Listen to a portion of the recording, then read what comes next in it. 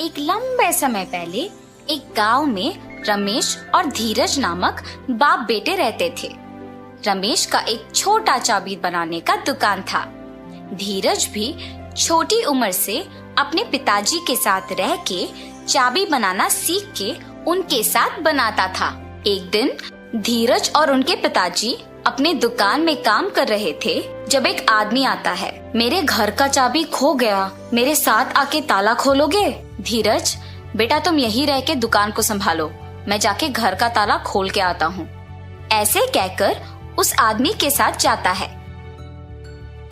बहुत दूर चलने के बाद, यही मेरा घर है, ताला खोलिए। उसी गांव में पले पड़ने के कारण रमेश को उस गांव में रहने वाले सारों के घर अच्छे से पता था। उस आदमी के दिखाए हुए घर रमेश के पहचान के वालों का होने पर वो सोच में पड़ जाता है। बाबू, जो चाबियां मेरे पास अभी है उनसे इस ताला को खोल नहीं पाऊंगा। दूसरे चाबियों का गुच्छा घर के पास है, जाके ले आते हैं। ऐसे कहकर उस आदमी को जमींदार के पास लेके जाता है। प्रभु, ये आदमी चाबी खोने का बहाना बना के मेरे पास आया है और मुझे कोई दूसरे आदमी का घर दिखा के खोलने के लिए कहा, इसीलिए मैं इसको आपके पास ले आया। तुम बहुत होशियार आदमी हो, इसीलिए इसको मेरे पास ले आ सके। ऐसे जमींदार रमेश की तारीफ करता है और रमेश अपना दुकान वापस चला जाता है। पिताजी, आपने ताला खोला? और जो भी हुआ धीरज के पिता उसे बताते हैं। धीरज, हमारे पास ताला बनवाने के लिए बहुत सारे लोग आएंगे बेटा।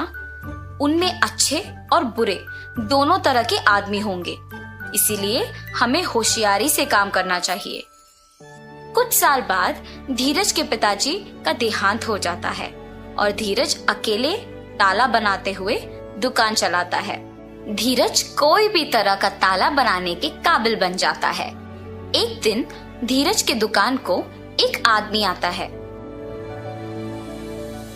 मुझे इस चाबी का एक नकल बना के दे सकते हो? जी हाँ, बिल्कुल, पर नई चाबी के लिए 500 रुपए लगेंगे। ठीक है, बना के दो। और धीरज वो नकली चाबी बना के देता है और गोपाल पैसे देके वहां से चला जाता है। अगले दिन भी गोपाल धीरज के पास एक और चाबी लेके उसी की तरह एक नया वाला बनाने के लिए कहता है। ऐसे हर रोज गोपाल एक एक चाबी लाके उसका नकल बनाने के लिए धीरज को पैसे देता था। वैसे एक दिन जब गोपाल नया चाबी बनवाने धीरज की दुकान पर आता है। आप हर रोज नई चाबियां बनवाते हो, इतने सारे नकली चाबियों का आप करते क्या हो? चाबियों को खोने का डर से मैं इन्हें ऐसे बनवाते रहता हूँ।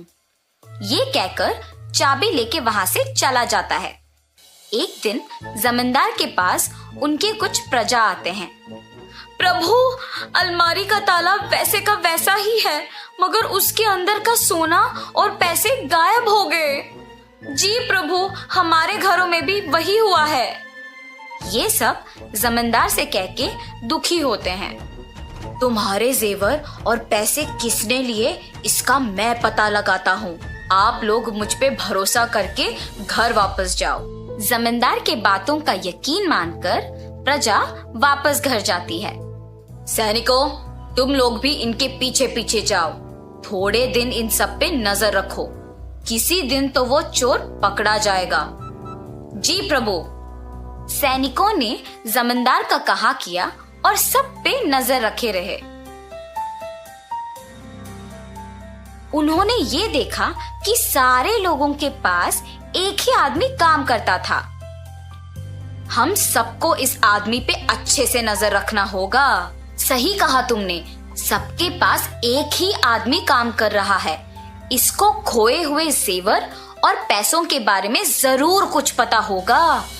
एक दिन ऐसे ही वो आदमी एक और नकली चाबी बनवाने धीरज के दुकान को जाता है और उसके पीछे ही जमींदार के सैनिक भी जाते हैं। इसका नकली चाबी बना के दोगे?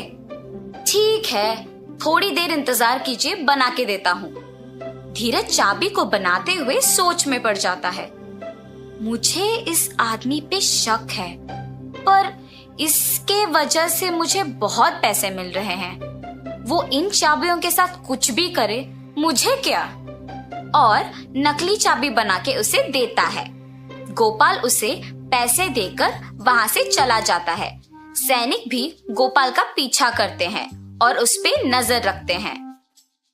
जब आसपास कोई नहीं होता है तो गोपाल असली चाबी को उसकी जगह पे रख के नकली चाबी से तिजोरी खोल के उसमें से सब कुछ चोरी कर लेता है। और ये देखते ही सैनिक उसे और नकली चाबियां बनाने के लिए धीरज को जमींदार के पास ले जाते हैं। धीरज, क्या तुमने गोपाल के लिए नकली चाबियां बनाई? जी प्रभु, मैंने गोपाल के लिए बहुत सारी नकली चाबियां बनाई। और तुमने क्या एक बार भी उसकी नीयत के बारे में नहीं सोचा? मुझे माफ कर दीजिए प्रभु, मैंने सिर्फ पैसों के बारे में सोचा है। पैसों की आशा में मैंने गोपाल पे आए हुए शक को भी नजरअंदाज कर दिया। अगर मैं तभी जमींदार को ये बात बता दिया होता तो अब मुझे ये स्थिति नहीं आती। ऐसे सोचकर दुखी होता है।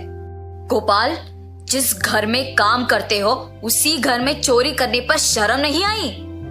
मुझे माफ कर दीजिए प्रभु, मुझे मेरी गलती का एहसास हुआ है। आइंदा ऐसे कभी नहीं होगा। धीरज और गोपाल को उनकी गलतियों का एहसास होने पर जमींदार उन्हें माफ कर देता है। ठीक है, अब से तुम दोनों ईमानदारी से काम करोगे। जी प्रभु, अब से मैं पैसों की आशा के लिए गलत रास्ता नहीं पकड़ूंगा और अपना काम इज्जत से करूंगा। अब से मैं किसी को भी धोखा नहीं दूंगा और ईमानदारी से काम करूंगा। ऐसे धीरज और गोपाल अपने अपने काम इज्जत और ईमानदारी से करते हुए खुश रहते हैं। तो इस कहानी का नैतिक क्या है बच्चों? किसी को गलती करते हुए देखना उतना ही गलत है जितना खुद गलती करना होता है। इसीलिए इज्जत और ईमानदारी से काम करो।